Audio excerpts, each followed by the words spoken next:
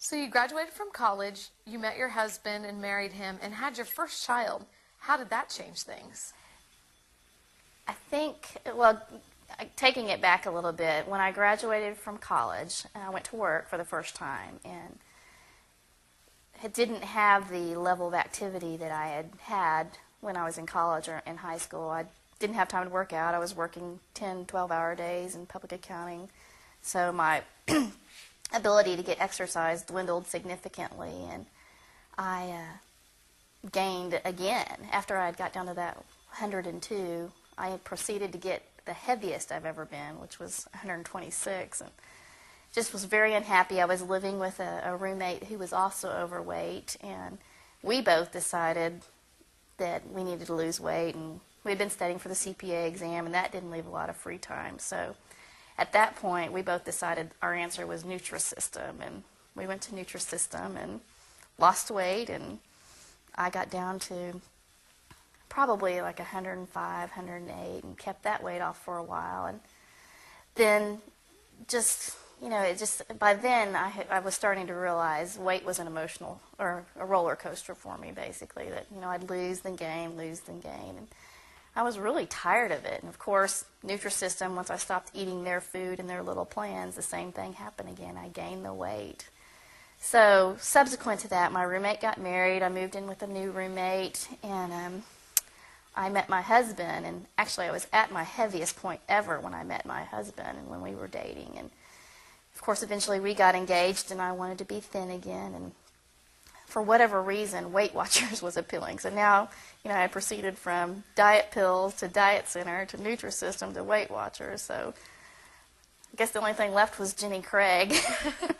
Actually, hindsight looking back, that was the best diet I had done thus far, and just simply because Weight Watchers trained me more to eat better portions and not to give up all the sweets, which always has been my drawback.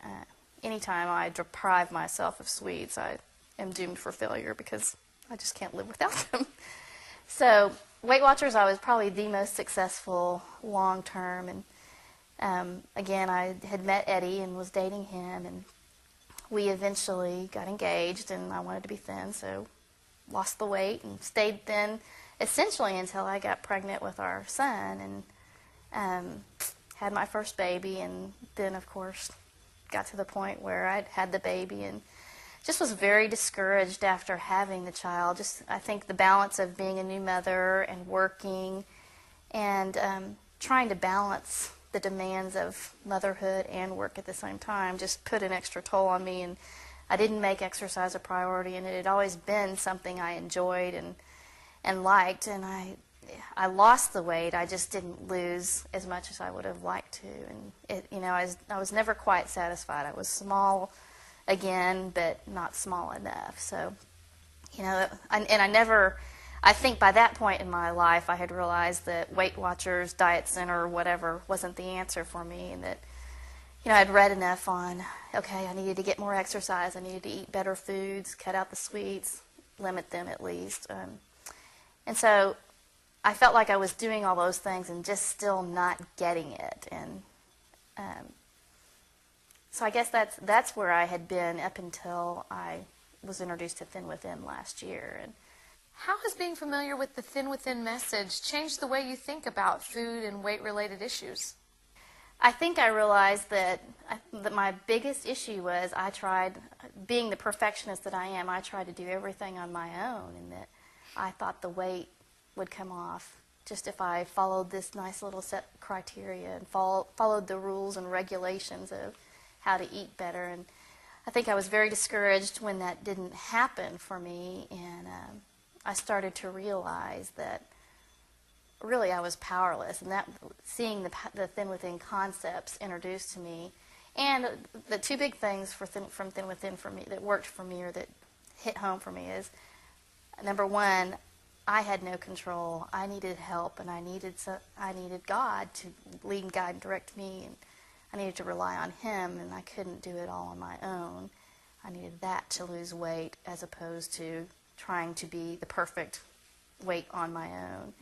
And then just the whole concept of your body being a temple, that being reintroduced to me, it became, although I, subsequently am now expecting my second child, it became more of a, okay, I don't do this I can't do this on my own, and I know I need him to get me through this. And so that concept has really helped, and especially while I've been pregnant, it's the whole concept of getting to zero has been a revelation. I mean, obviously I could feel that some before I was pregnant, but you feel it much more frequently and much more strongly when you are pregnant. And it's nice to think, okay, now I know I need to eat, and I want to be smart about it, and I want to take care of the life that I have inside of me. And so I think that knowing when I'm at zero and when it's better to eat will be really helpful to me in the